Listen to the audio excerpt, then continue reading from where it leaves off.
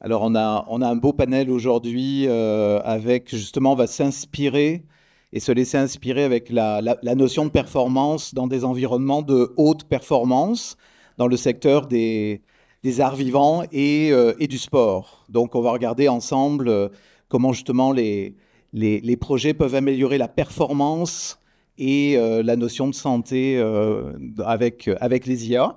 Alors, je suis Jean-Baptiste Audrery, je suis de formation psychologue organisationnel.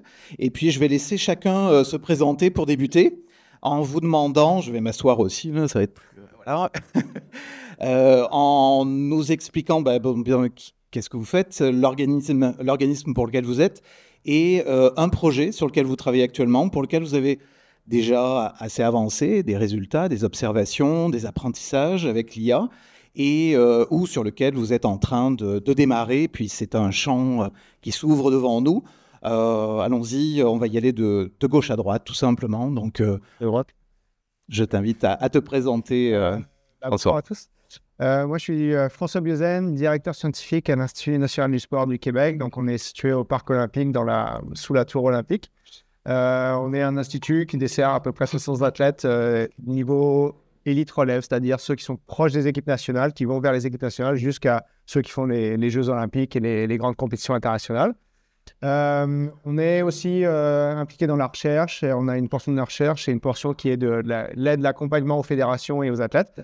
Et dans un des projets qu'on a actuellement fort, qui fait intervenir l'IA, pas seulement, mais l'IA en fait partie, on a un projet qui vise à offrir un environnement plus sécuritaire aux boxeurs d'entraînement et notamment utiliser la réalité virtuelle pour pouvoir fournir des avatars, des scènes, des environnements en fait, de combat sans opposition directe, mais avec une opposition virtuelle. Donc ça va de la capture d'images, de la simulation, jusqu'à derrière la production de contenu dans des environnements contrôlés sur lesquels on peut imposer des critères, etc., etc. Donc ça, c'est un gros projet qui commence à arriver vers sa fin. Là, on est dans la phase finale d'embellissement, on va dire, du projet, là, et avec des beaux succès là-dessus. Donc c'est un des projets, notamment, qu'on a parmi les autres qui utilisent l'IA. Merci François. Alors, David. Bonjour, David Forget. Donc, je suis chargé de projet en performance humaine au Cirque du Soleil. Donc, en fait, je suis un ex-athlète, kinésiologue de formation qui s'est dirigé un peu plus vers la gestion de projets dans ma carrière. Donc, on travaille actuellement sur un projet qui utilise l'IA. On commence ce projet-là. Il faut savoir qu'au Cirque, ça fait une vingtaine d'années qu'on accumule, peut-être même un peu plus qu'une vingtaine d'années, qu'on accumule énormément de données. Donc, il y a un visionnaire dans le temps qui s'est dit que ça allait valoir quelque chose à un certain moment donné. Donc, on utilise ce data-là. En fait, ce qu'on veut créer, c'est une espèce de dashboard pour nous donner une idée du cycle de carrière de l'artiste. Où se situe l'artiste dans son cycle de carrière pour prévenir évidemment les blessures, pour minimiser les risques, pour aider l'artiste aussi dans sa transition de carrière et pour l'accompagner finalement dans cette aventure-là, pour pas que suite à une blessure, par exemple, il se retrouve sans rien, qu'il n'y ait pas d'avenir professionnel ou quoi que ce soit. Donc, c'est vraiment pour le bien-être de l'artiste, pour sécuriser l'entreprise aussi au niveau de minimiser les blessures. Et tout ça à partir de données qui sont accumulées au niveau médical, au niveau des spectacles directement et énormément de points de données. Donc, on commence ce projet-là en ce moment. Et une carrière d'artiste chez vous, c'est combien d'années? C'est très variable, très, très variable. Donc, il peut y avoir un artiste qui commence relativement jeune. On n'a pas d'enfants qui travaillent chez nous, mais relativement jeune. Puis, il peut se terminer, si on regarde un clown, par exemple, il peut faire ça assez longtemps. On a même un artiste, je pense, 70 ans, là, qui fait encore des spectacles. Donc, c'est très, très long, mais majoritairement, là, on peut dire une quarantaine, pas de durée, mais avoir 40 ans environ là, dans ces eaux-là, dépendant plein de données pour plein de populations possibles intéressantes. OK, excellent. Marion. Oui, bonjour. Je m'appelle Marion Cossin, je suis ingénieure de recherche pour un centre de recherche qui s'appelle le CRETAC. Mais mémorisez pas ce nom, on est en train de changer de nom. En fait, on a ouvert notre mission, on est plus seulement centré sur le cirque. Maintenant, on travaille plus sur les arts vivants de manière plus générale. On a 4 axes de recherche. Donc, le premier, c'est la performance. Le deuxième, c'est l'environnement de performance et des équipements acrobatiques. Le troisième, c'est tout ce qui est technologie numérique. Et le dernier, c'est tout ce qui est innovation sociale. Est-ce que c'est possible de parler de 2 projets? Est-ce que je veux amener 2 points un petit peu... Autorisé, oui. Merci. Alors, le premier projet concerne la charge de travail. Donc, en gros, c'est à quel point un athlète, et là, on va plutôt parler d'artiste, met d'efforts lorsqu'il s'entraîne ou lorsqu'il performe. Et en fait, la charge de travail a été vraiment beaucoup étudiée dans le sport. Il y a énormément de métriques qui ont été développées pour le sport et qui sont définies pour chacun des sports. Par exemple, c'est le nombre de lancers, je ne sais pas, en baseball ou le nombre de foulées en course à pied, etc. Mais il n'y a rien qui a été développé dans le cirque. Et le cirque, j'imagine, tout le monde a à peu près une idée de ce que c'est, mais on a une variété de disciplines qui est vraiment très large, avec des compétences techniques qui sont vraiment très différentes, que ce soit, par exemple, la contorsion versus une discipline acrobatique où on va voir les artistes qui vont sauter à 4 mètres de haut. Et il n'y a aucune métrique qui arrive à définir à quel point on met de l'effort. Donc ça, là, on va utiliser en fait des données, on a des capteurs de mouvement avec la fréquence cardiaque où on essaie de développer justement des métriques à l'aide de machine learning, justement pour mieux quantifier et voir si c'est utile en fait pour les artistes ou les entraîneurs. Donc ça, c'est un premier projet qu'on a en cours. Et le deuxième projet que je voulais vous parler, ça concerne la vision par ordinateur. Donc en gros, c'est à partir de caméras, de flux vidéo, on est capable de détecter le mouvement d'une personne. C'est capable de dire, là, on a le bras, etc., l'avant-bras, etc. Et souvent, il y a ça s'appelle des modèles d'estimation de pose, justement pour arriver à détecter sur les images une personne, sa position. Et beaucoup de ces modèles d'estimation de pose ont été entraînés, donc c'est de l'intelligence artificielle, mais ont été entraînés sur des bases de données avec des mouvements que je vais appeler plutôt classiques, comme vous et moi, c'est-à-dire de la marche, de la course à pied, peut-être on s'assoit un squat, allez, grand max. Mais là, quand on les teste, et c'est ça qu'on a fait nous dans les dernières années, on a testé plus d'une vingtaine de systèmes et de modèles d'estimation de pose. Nous, on les met à mal. On est artiste à l'envers, les jambes grand écart, contorsion, on baigne le dos à fond, etc. Et là, en fait, ce qu'on se rend compte, c'est que la plupart de ces modèles ne fonctionnent pas du tout dans des conditions de cirque.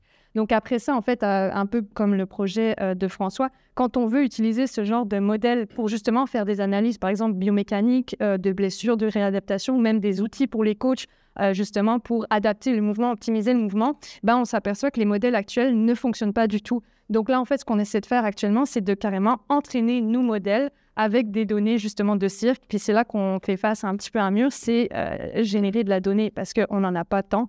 Il faut les annoter, etc. En tout cas, je ne vais pas rentrer dans comment on met en place ce genre de modèle.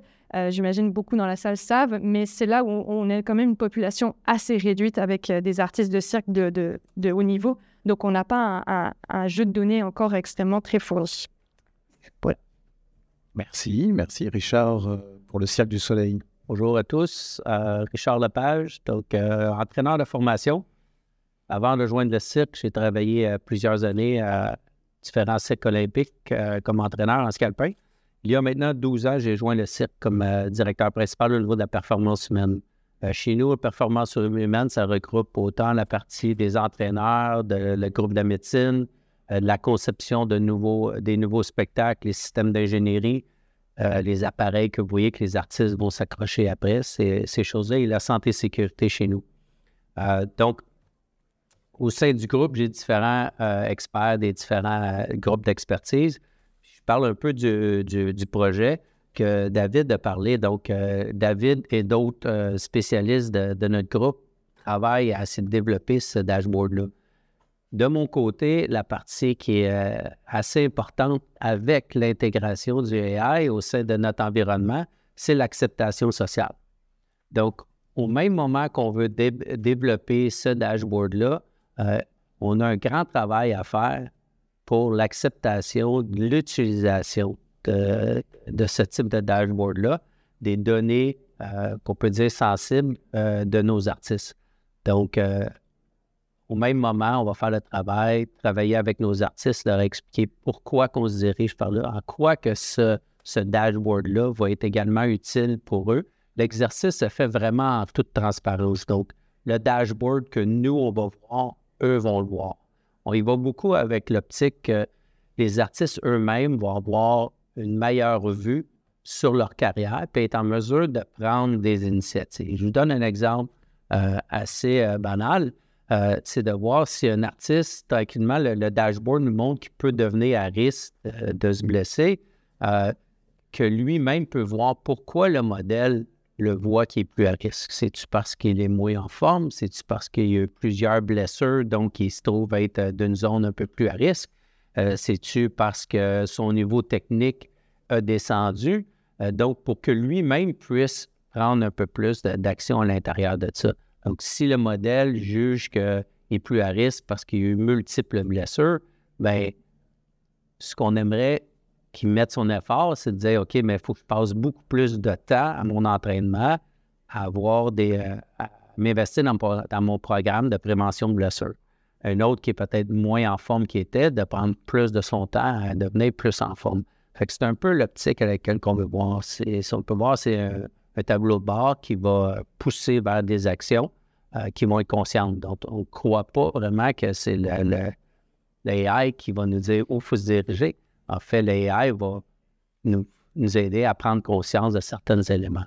Donc, le gros travail est au niveau de... C'est quand même intéressant que vous vous intéressiez à l'acceptabilité parce que les artistes, les sportifs sont observés sous toutes les coutures. Ils reçoivent, ils sont très attentifs à leur biofeedback, à leur feedback personnel. Ils se parlent, ils reçoivent les entraîneurs, ils sont sous les projecteurs. Parfois, on est dans une année olympique, on les a tous vus sous toute couture. Puis là, tu nous dis que l'acceptabilité de recevoir du feedback, de l'information, parle-nous-en, qu'est-ce qu'il y a là derrière? Qu'est-ce qui t'a amené sur ce sujet? Ça va avec l'acceptabilité de permettre d'avoir des données personnelles qui est poussée vers un modèle comme ça. Il y a des données, les données médicales qui leur appartiennent. Hein. Ce parti-là est très important. Là, on fait des tests physiques. Ceux-là, ils savent très bien que les tests physiques nous sont partagés.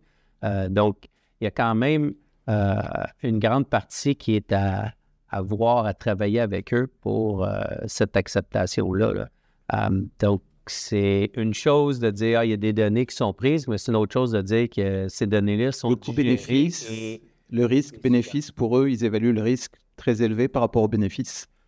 Ben, en fait, on rentre là-dedans. Donc, je te dirais qu'en grande majorité, les gens l'acceptent. Mais comme dans tout changement, on a un petit groupe qui l'accepte moins. C'est les gens qui sont plus vocales. Donc, c'est quand même ces gens-là qu'on va essayer de toucher. On est quand même une entreprise assez publique. Donc, on ne cachera pas qu'il suffit qu'il y en ait un petit groupe. On a 1400 artistes chez nous. Donc, c'est quand même un gros groupe. Là, si on regarde dans les ligues professionnelles sportives, 1400 athlètes, c'est une ligue au complet. Mm-hmm. Donc, c'est la réalité du Cirque du Soleil. C'est comme si on avait une ligue au complet, puis on a 25 spectacles, on a 25 équipes. Donc, c'est toute cette partie-là qu'il faut pouvoir gérer. Il va y avoir des cultures différentes d'un spectacle à l'autre. Donc, on veut juste pas le mettre de côté en se disant que c'est pas important, puis frapper un mur. Donc, on croit que c'est hyper important de le faire en même temps pour éviter de frapper le mur ultimement. Okay. Puis, on ne se fera pas de cachette. Là. Le développement du AI, on découvre en le faisant également. Alors, on va parler dans vos projets justement des défis. Quels défis vous avez rencontrés? Quels défis aujourd'hui vous rencontrez qui pour vous est un élément à surmonter puis qui vous tracasse? Alors, on y va, François, dans le domaine du sport. Je dirais que le premier défi, comme pour beaucoup, c'est le financement. Trouver des fonds substantiels pour pouvoir avoir des projets dans la durée. Et puis pas seulement 6 mois, 1 an, puis ça s'arrête là. Donc avoir des fonds qui avancent.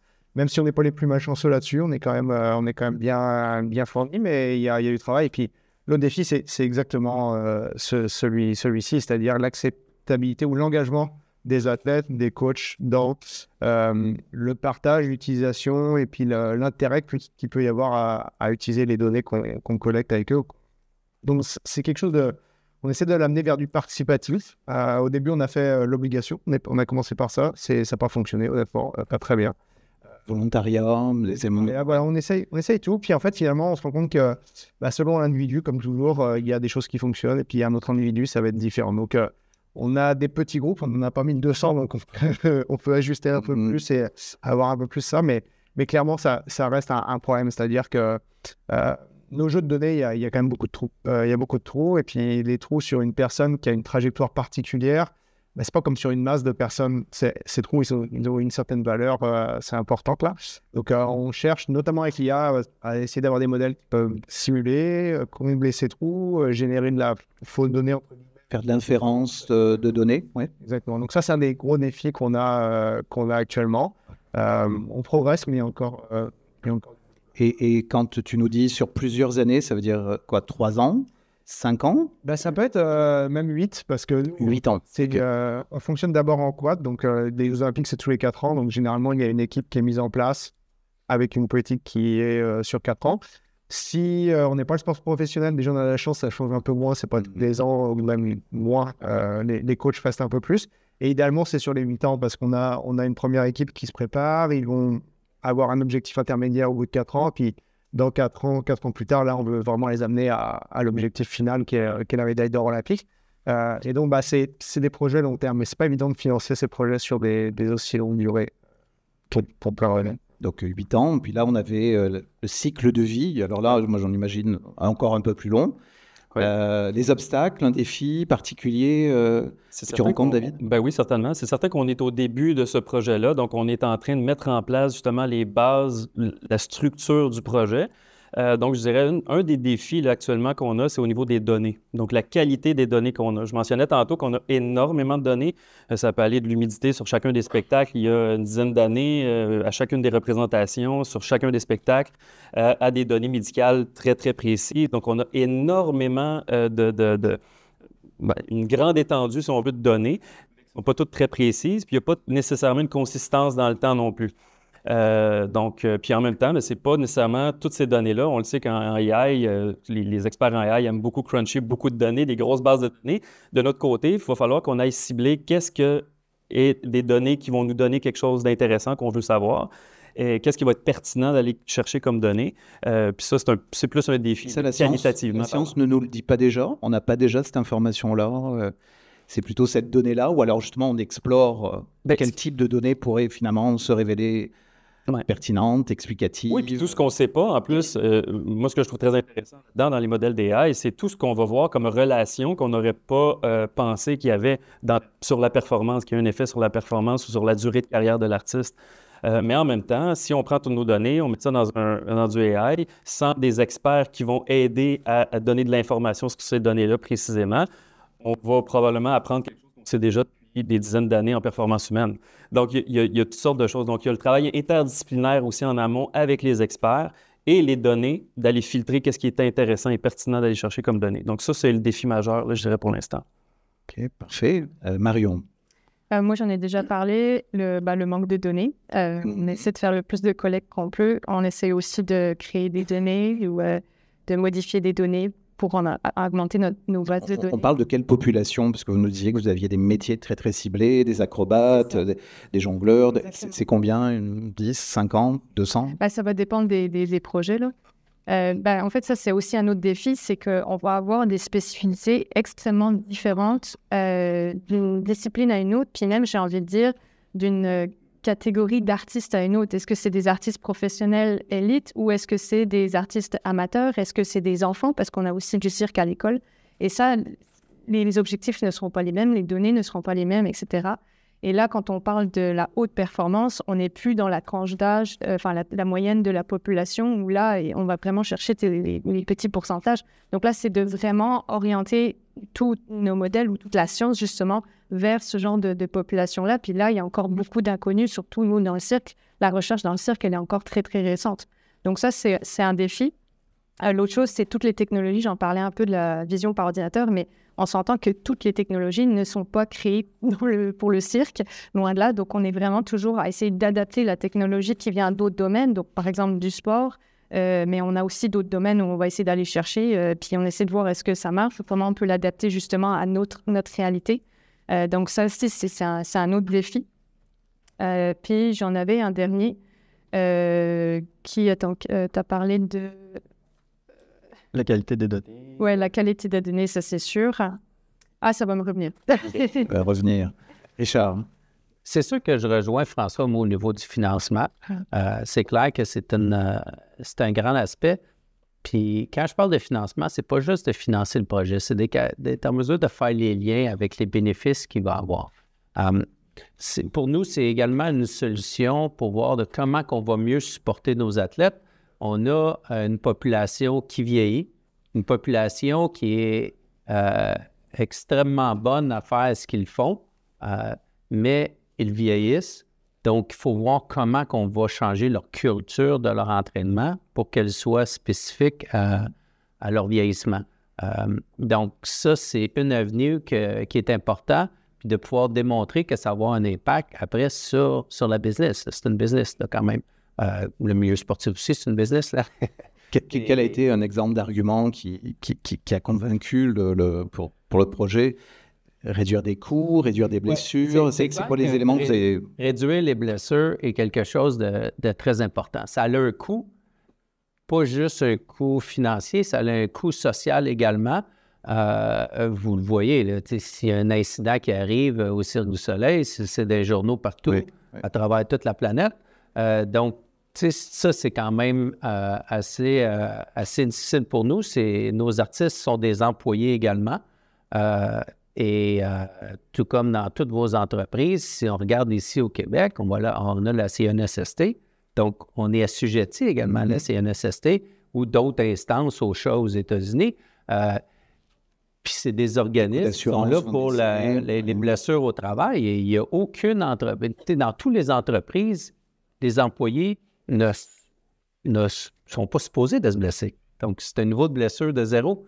Chez nous, chez nos artistes, moi, j'ai un pourcentage d'acceptation de blessures qui va arriver. C'est avec la nature qu'on fait, tout comme dans le milieu sportif, il y en a qui vont se blesser. C'est poussé à l'extrême le niveau de la performance. Donc, il y a une acceptation au niveau de l'entreprise on va avoir un certain nombre de blessures, puis on gère ça. Donc, si on a un taux de blessure qui va au-delà, on va essayer d'approfondir pourquoi on a eu plus de blessures. Il y a des accidents, mais il y a des blessures d'usure, là, donc on gère les deux différemment. Mais ça a un impact majeur.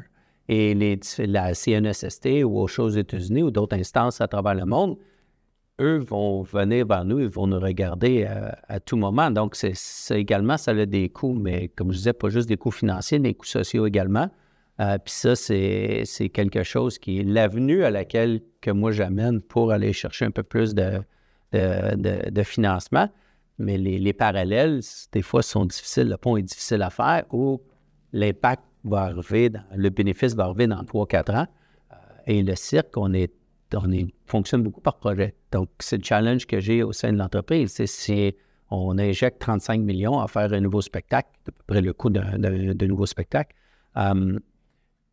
c'est 1 an et demi, on l'a fini après le spectacle. Donc, d'aller chercher des financements pour du 3-4 ans, des bénéfices, ça reste un challenge de mon côté pour pouvoir amener ça à nos décideurs qu'on fait un investissement pour un bénéfice qui va arriver dans 3-4 ans. Donc, pour faire un lien avec l'une des difficultés qui est l'accès à la donnée, on sait qu'aujourd'hui, on est dans un environnement avec des capteurs. Il y a même des réflexions sur des capteurs neuronaux. On sait qu'il y a Neuralink, plein d'autres chercheurs là-dessus. On peut fantasmer plein d'éléments. On a des mondes connectés, ainsi de suite. Quels sont les outils que vous utilisez? Quels sont les moyens de capture? Et je ferai le lien avec ce que tu as évoqué. Comment c'est accepté? Comment c'est avec toi, François? Dans les capteurs, on utilise tout un tas dans le sport, vous le voyez au quotidien, et on reçoit c'est poussé sur Instagram ou sur tous ces capteurs. Donc, on n'a pas tant de capteurs différents que ceux qui sont utilisés par le grand public. Toutefois, ce qu'on a besoin, nous, ce qu'on utilise comme capteur, si je prends les capteurs pour les chaussures, pour la foulée, par exemple, ou pour le rythme cardiaque, ou pour le sommeil, etc., on questionne beaucoup la validité et je crois plus le mot en français, mais la reproductibilité de l'appareil.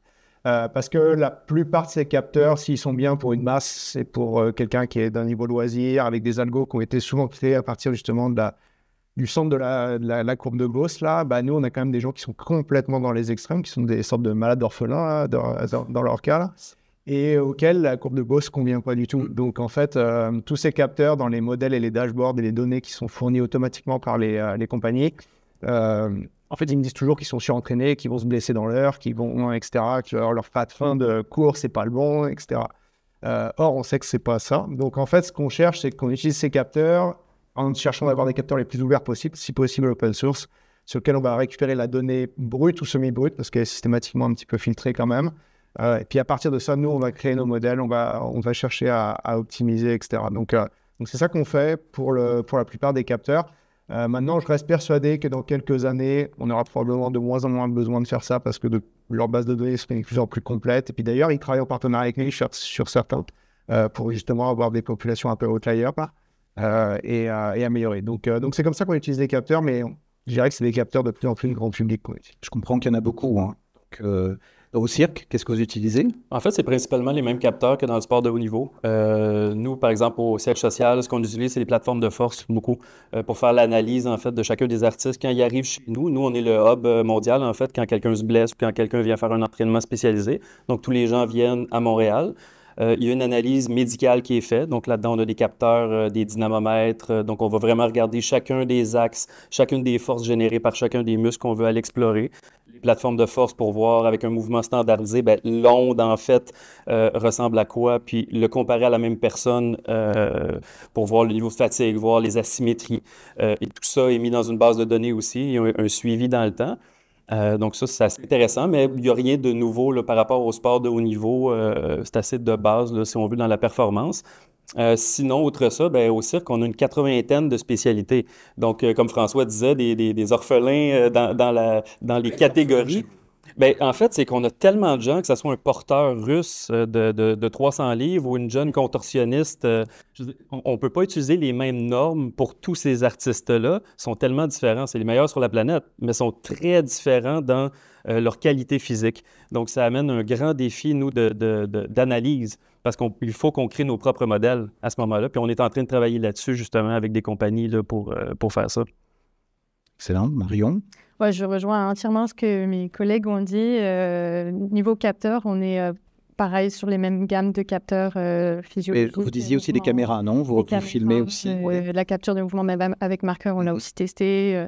C'est ça, tout ce qui est un peu sur le marché, que ce soit pour le sport, puis même plus loin, même divertissement, etc. On va chercher un peu tout ce qui peut fonctionner. Je rejoins aussi sur le côté open source, comme je disais, pour essayer de développer nos propres algos. Puis c'est un peu là aussi... L'autre chose aussi qu'on essaie de tester, nous, c'est vraiment l'utilité de ce qu'on essaie de développer. Un peu, c'est ça que je disais, ça rejoignait ce que David disait. C'est comme on ne veut pas développer un algorithme qui va nous dire exactement ce que le coach ou l'artiste savait déjà. Donc, c'est vraiment là, nous, tout ce qu'on essaie de tester, que ce soit avec les capteurs ou les algorithmes ou n'importe quoi, on essaie de voir est-ce que c'est utile, est-ce que c'est un outil de performance qui va être utile pour que ce soit les coachs, pour justement prendre des décisions éclairées. Et nous, on essaie vraiment toujours de les confronter à ça, à la réalité et aussi à l'implémentation dans une structure, dans une compagnie, etc. Donc ça, pour nous, c'est vraiment très important. Puis c'est un peu là la limite, c'était un peu ça le défi aussi que je voulais amener, la limite de ce qu'on est capable de capter versus l'information, je dirais, globale ou réelle, je ne sais pas comment l'appeler. C'est par exemple, si on prend le projet sur les charges de travail, on va avoir des données physiques ou physiologiques, mais il y a encore tout un aspect là-dessus qui n'est pas inclus dans ce projet-là, qui est par exemple l'aspect psychologique. Puis par exemple, nos études démontrent que les blessures, c'est pas juste d'un point de vue physique ou physiologique. Les facteurs qui influencent énormément les blessures, ce sont aussi des facteurs psychologiques. Et par exemple, un peu sur le projet qu'on mène aussi avec le Cirque du Soleil, là, il faut aussi qu'on arrive à déterminer les limites justement de ce genre de modèle, des données auxquelles on a accès, puis de bien avoir connaissance. Là, je dis, c'est pas toujours facile parce qu'on le sait pas forcément, c'est de la science, mais il faut aussi avoir conscience des limites de ce qu'on n'a pas et justement du manque à gagner. Tu sais, on veut pas avoir un algorithme qui nous dit que notre artiste, il est dans le rouge, puis justement, cette journée-là, tu sais pas pourquoi il pète le feu, puis là, il est en mode non, moi, je peux y aller, go, go, go. Alors que tous les algos disent que non. Puis là, tu as le coach qui dit, non, ton voyant, il est rouge, il faut que tu sortes. Tu sais, il y a aussi cet aspect-là qu'il va falloir incorporer. Puis je pense que cette acceptabilité sociale, elle est aussi là. C'est dans le sens qu'on veut donner des outils pour aider, mais on ne veut pas remplacer non plus la décision et le ressenti des artistes, des coachs, etc. Là. Donc, ça amène la question de l'explainability du rouge, là. Exactement. Ou du vert, vas-y, puis finalement, tu te blesses. C'est ça. Donc, est-ce que vous êtes déjà rendu là avec vos algorithmes? Non.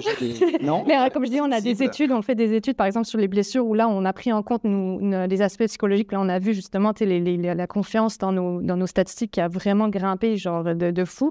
Donc là, c'est là qu'on se dit, OK, il ne faut pas qu'on le néglige maintenant dans tous les projets futurs, justement, qui va intégrer, par exemple, de l'IA ou de machine learning. Mais par exemple, sur le projet sur les charges de travail sur lequel je parlais, je n'ai pas dans mes données des aspects psychologiques. Ça questionne la notion de performance. L'utilité de performance, oui. J'aimerais ça vous entendre, moi, sur la la définition de la performance, finalement, les frontières de la performance. Est-ce que, en travaillant sur des projets d'IA, les capteurs, les données, la notion de physique, psychologique, et aussi on parle d'IA en contexte. Normalement, l'IA, c'est l'intelligence en contexte. Où ça s'arrête et où ça commence, enfin, où ça s'arrête, la notion de contexte. Puis peut-être je peux te passer la parole, Richard, directement avec cette notion que tu évoquais tout à l'heure là, d'acceptabilité, performance. Oui, mais ça veut dire qu'on commence où et on s'arrête où? C'est peut-être un endroit où on va différer un peu du milieu sportif. Parce que, puis ça va peut-être paraître bizarre ce que je vais dire là, parce que j'imagine qu'il y en a plusieurs de vous qui ont déjà vu un spectacle du cirque et de voir à quel point que le niveau de performance est assez élevé. Mais il faut quand même s'entendre que sur scène, ce que vous voyez est une performance sous-maximale. Dans le sens que dans le milieu sportif, on va pousser notre performance parce que si tu ne la pousses pas au maximum, à la limite potentielle de manquer ton coup, ben ça veut dire que tu renonces potentiellement de gagner un match ou de terminer premier dans une compétition. Chez nous, il n'y a personne qui vient pour voir quelqu'un s'éclater sur scène. Donc, c'est clair que ce qu'on voit comme performance, c'est quelque chose qu'on maîtrise et on réussit constamment. On va avoir des numéros, qu'on a des groupes de gens qui sont capables, on va en avoir sur un groupe de 10, on va en avoir 3 qui vont être capables de faire la plus haute manœuvre, puis ils vont avoir une certaine rotation, donc on se permet de faire cette rotation-là, puis de dire, bon, mais aujourd'hui, c'est cette personne-là qui est à un plus haut niveau, donc on va jouer là-dessus. Donc pour nous, c'est l'idée d'utiliser les différents capteurs, la AI, c'est pour essayer de voir justement mieux gérer ces rotations-là, voir qui est plus dans un bon état de readiness pour pouvoir bien performer. Donc, c'est un peu différent que le milieu sportif au niveau de qu'est-ce qui est une grande performance. Pour nous, c'est vraiment être capable de soutenir dans le temps. Certains de nos spectacles vont faire 480 spectacles par année. Donc, c'est plus d'un spectacle par jour. Donc, c'est des spectacles d'1 heure et demie à 2 heures. Et les gens ne font pas juste leur numéro de 5-7 minutes. Ils participent dans le spectacle au complet. Donc, c'est vraiment pour nous le niveau de la performance. On parle souvent de la gestion de la performance, c'est de voir à quel point qu'on peut optimiser la performance des gens et de s'assurer qu'ils ne laisseront pas dans un monde idéal. Qu'est-ce que vous intégrez d'autre comme élément de performance? Cette notion-là qui vient de toucher la donnée, qui vient de toucher les capteurs, qui vient de toucher votre champ de recherche. Effectivement, nous, on est un peu différent du cirque où, quoique, en fait, sur certains points, je dirais que sur notre top 10 des athlètes dans chaque sport, là, ils sont plus dans cette dynamique-là. C'est-à-dire qu'ils doivent répéter les compétitions à 80-90% et puis performer, par contre, à l'extrême une ou 2 fois dans l'année. Par contre, il y a tous ceux qui sont en dessous, puis c'est quand même la majorité là. Eux, pour pouvoir rentrer dans ce top 10, ils doivent systématiquement se qualifier et puis être au maximum à chaque fois. Donc, prendre beaucoup plus de risques, finalement, que ceux qui sont dans les meilleurs. Si je prends, je sais pas, Federer ou Nadal au tennis, ils pouvaient se permettre de jouer à 95%, 90% certains matchs, même s'ils s'engageaient totalement, alors que d'autres, ils sont à 110% systématiquement. Donc, en fait, avec les AI, avec les données, en termes de performance, ce qu'on essaye, c'est aussi de prévoir un peu des trajectoires, d'événements, de performances dans l'année, à quel moment cet athlète va piquer, à quel moment, là, ça va être plus compliqué, etc. Donc, on essaie d'avoir des trajectoires comme ça. Honnêtement, c'est très compliqué. Puis pour le moment, c'est vraiment de la recherche. On tâtonne beaucoup. On a beaucoup de mal. Parce qu'encore une fois, on n'a que des individus uniques. Et puis, il est très dur d'aller dire que sur cette population de 10 patineurs de vitesse, par exemple, les 10 vont réagir à l'entraînement de la même façon, même si les entraînements ne sont pas toujours identiques. Et puis, de plus en plus, on va vers l'individualisation de l'entraînement, l'individualisation à partir des données, notamment qu'on capte. Fait que finalement, il n'y a pas un entraînement identique pour chacun. Et toi, tu vas faire un tour de moins. Ce tour-là, il va être un peu plus rapide pour toi, etc. Fait qu'en fait, on aimerait prédire la performance, on aimerait la prédire. Et puis, je pense que les bookmakers adoreraient qu'on prédise la performance. C'est ça, les premiers à mettre de l'argent dessus. Mais ce sera peut-être possible, mais honnêtement, on est très, très loin là. Donc, plus individualisé, davantage. OK, ouais. Marion, David. Ouais.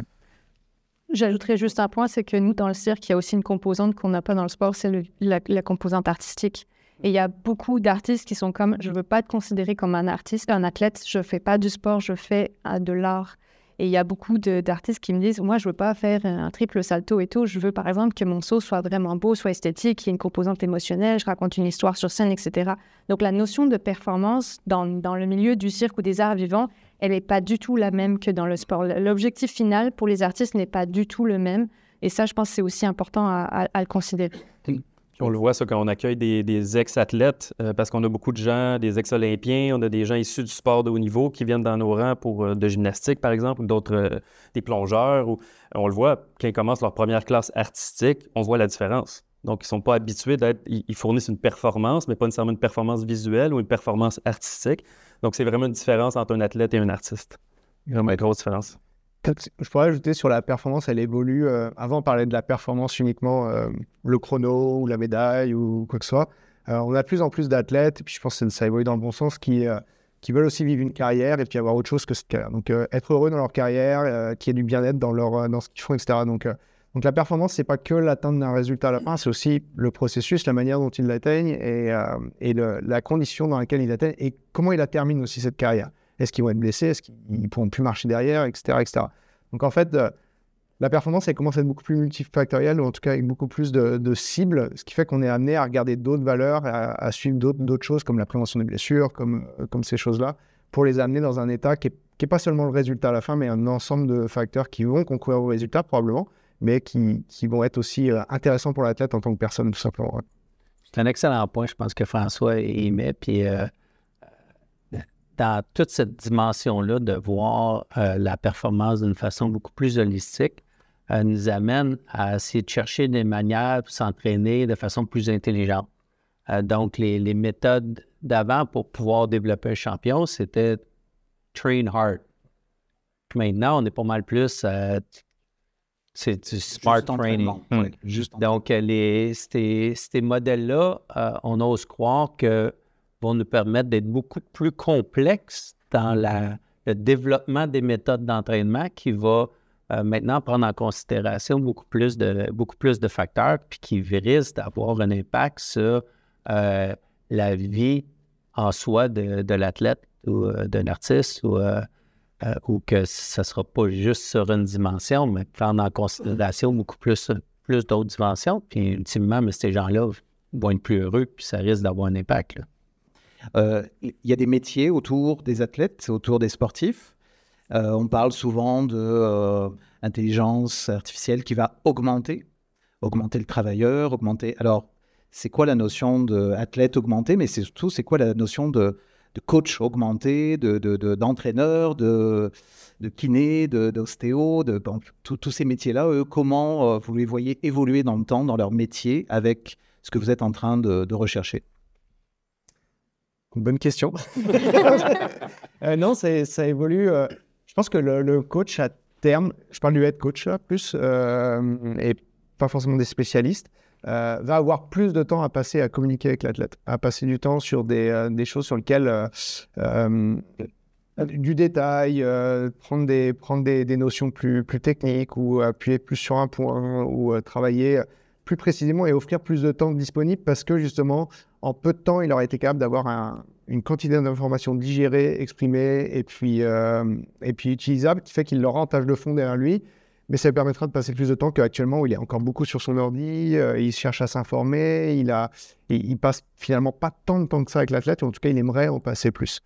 Donc, je pense que ça peut être une évolution. Puis, pour moi, c'est là où l'AI, elle a de l'intérêt, c'est que l'AI, j'y crois pas à la façon de coacher juste avec un marqueur sur la chaussure qui va donner toute la foulée, etc. C'est justement la multiplicité des choses, qui soient de la psycho, de la socio, des sciences humaines, etc. Enfin, l'ensemble de ces facteurs qui, tous ensemble, appréhendent un peu plus proche la complexité de l'athlète et puis qui vont aider le coach à justement avoir du temps puis à pouvoir décider ensuite. Donc, c'est un peu dans cette direction. Mais et lui, il va être mesuré aussi, non? Ouais, on aimerait. Marion, J'ai pas grand-chose d'autre à ajouter. Pour moi, c'est des outils d'aide à la décision et je pense que ça soit le coach, l'artiste, la structure autour, etc., doit avoir bien conscience de comment ces outils fonctionnent, qu'est-ce que ça leur donne, mais aussi de ne pas s'oublier eux-mêmes dans leur ressenti. Comme je disais, si on te demande si tu as froid et que tu as besoin de regarder le thermomètre pour savoir si tu as froid ou pas, c'est que je pense qu'il y a un problème. Et il ne faut pas que, avec toute la multitude de données, etc., que ce soit nos artistes ou les coachs, ils se fient entièrement sur les données. Je pense que c'est vraiment un outil d'aide et oui, qui va ensuite pouvoir les aider à passer plus de temps justement dans la relation pour les pousser plus loin, quoi, ou les aider d'une quelconque manière. Je pense que ça va, je donne un point de vue d'un entraîneur.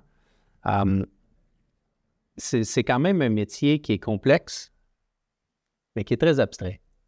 Donc, je pense que l'arrivée du AI puis les différents outils de captation risque de réduire un certain stress, parce qu'il y a beaucoup de choses qui étaient faites par intuition. Puis l'intuition n'était pas mauvaise, là, c'est une reconnaissance de différents patterns, puis inconscients, que là, ces outils-là vont nous permettre d'un peu comprendre l'intuition. Qu'est-ce qu'il y avait en arrière de l'intuition? Puis ça risque de rassurer les gens qui ont à prendre les décisions parce qu'ultimement, ils comprennent un peu mieux ce qu'il y avait en arrière de la tête. Puis personnellement, je me revois dans mon rôle de coach par le passé et je suis convaincu que j'ai des décisions que j'ai prises que j'aurais été plus confiant de la décision que j'ai prise, sachant que mon raisonnement tenait sur des choses que je pouvais observer et non juste quelque chose que j'avais par intuition. Ouvrir ton champ d'attention, écouter un peu moins attention, porter... Puis ça va donner, comme François disait, ça risque de donner aux entraîneurs-chefs, plus de temps pour communiquer avec les gens. Et vous avez parlé beaucoup d'algorithmes, donc on imagine avec plusieurs facteurs, des éléments explicatifs, beaucoup de données, des zones rouges, des zones vertes, des éléments d'explicabilité peut-être un jour. On parle beaucoup aussi d'IA générative. Quelle place vous lui donnez aujourd'hui pour commenter, analyser, traduire, synthétiser, bref, tout ce que fait l'IA générative. Est-ce qu'il y a une place aujourd'hui là-dedans, puis où vous en êtes? Oui, il y a une grosse place au quotidien.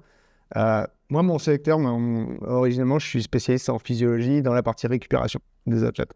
Aujourd'hui, si je demande à ChatGPT de faire un plan de récupération puis que je lui définis un prompt bien détaillé de la situation, il va me sortir un plan de récupération. Je ne serai pas bien meilleur à le faire. Mais tu y injectes... Mais j'y injecte les critères. Je dis ce que je veux, mais ça reste grossier. Puis d'ailleurs, il y a des publics scientifiques qui montrent que quand on fait un plan de réathlétisation pour un athlète, l'IA ne se trompe pas beaucoup. Il prend seulement un peu moins de risques que moi, je le prendrais. Donc, c'est probablement la différence. Donc on l'utilise pour nous faire gagner du temps, en fait. Gagner du temps, puis ce qui fait que derrière, ça nous permet d'aller plus loin, d'avoir de nouvelles idées, d'avoir plus de temps à créer, parce qu'il ne crée pas non plus... il n'est pas très innovant dans sa façon d'utiliser pour le moment. Donc, ça nous permet d'avoir plus de temps pour créer, mais ça nous débarrasse de beaucoup de choses qui sont du standard, comme probablement vous tous, vous le faites également en l'utilisant. Là. Donc non, c'est assez intéressant. Et je pense que c'est un bel avenir avec nous. Là. Ouais. Bel avenir, oui. David. Ouais, nous, c'est sûr qu'au niveau administratif, on l'utilise quand même beaucoup. Au niveau créatif, je pense qu'il y a quand même certaines réticences aussi. Ils ne veulent pas nécessairement utiliser trop ça, seulement pour certains guides, mais pas nécessairement au niveau créatif. Ce que moi, je trouve intéressant au niveau de l'IA, c'est au niveau de l'analyse de vidéo. Donc, de pouvoir interagir avec une vidéo, par exemple, un artiste à travers le monde qui fait un numéro, bien, on est capable de faire une recherche sur ce type de vidéo-là et d'interagir avec le vidéo en temps réel ou aller chercher tel numéro, telle partie d'un numéro. Ça devient très intéressant, je pense, de notre côté. Oui, au niveau casting, mais au niveau de la performance aussi, là. Je pense que c'est quelque chose qui peut devenir très intéressant. Oui. Ouais. Marion, sur l'IA générative? Pareil, je trouve qu'il y a un gros potentiel. Tu sais, on pourrait plugger une IA sur les données du Cirque du Soleil, puis on pourrait juste lui écrire ou lui demander. C'est ça le gros avantage, c'est genre, sors-moi la répartition des sexes de telle discipline, la répartition des âges, etc. Tu n'auras pas genre un data scientist qui devrait prendre toute ta base de données, la coder, machin, etc. Tu sais, ça serait le gros avantage, c'est de pouvoir sortir des analyses où c'est vraiment d'un point de vue, comme le plan d'entraînement, des choses assez rapides. Et si on la met sur une base de données d'une entreprise, c'est là le gros avantage. Nous, on a des projets au Critac avec des compagnies qui l'utilisent d'un point de vue créatif, mais pas forcément pour remplacer le métier de créateur. On n'est pas du tout là-dedans. La création reste humaine. mais qui, par exemple, on va créer des effets visuels, justement, avec la captation. Donc, la personne, elle est un avatar, et après, on a utilisé un prompt live en disant, transforme-moi la personne en perroquet, etc. Tu peux transformer aussi l'univers 3D, etc., avec la projection, etc., où on peut penser aussi à réalité virtuelle, etc. Et là, on aurait un spectacle qui serait complètement unique à chaque soirée. On pourrait penser même à inclure le public qui nous donne des prompts. Et dans ce cas-là, ce qu'on verrait sur scène serait complètement différent à chaque soirée. Donc ça, on a ce genre de projet actuellement qui utilise l'IA générative comme ça. Un mot de la fin avant de prendre quelques questions? Ben, j'aimerais avoir quelque chose de plus intelligent qu'eux à dire, mais malheureusement, ça touche pas mal leur point. Il n'y a vraiment rien à rajouter. C'est ça. Puis on sait aussi qu'il y a de l'IA agentive là, qui s'en vient avec des recommandations d'action. En tout cas, on voit qu'il va y avoir plein d'enjeux, plein de possibilités autour de la santé, de la performance, du potentiel. Alors merci, j'espère que ça vous a inspiré.